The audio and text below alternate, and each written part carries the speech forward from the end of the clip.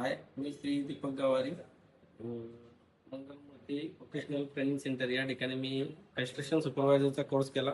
चांगल्या प्रकारे मला इथल्या शिक्षकांनी मार्गदर्शन केलं आणि मला चांगले मार्कही मिळाले. त्यामध्ये मी चांगल्या प्रकारे उत्तीर्णही झालेलो आहे. धन्यवाद. मंगलमूर्ती कॅर व्होकेशनल सेंटर अंबरनाथमध्येच राहतो. मी एका बँकेमध्ये जॉब करतो.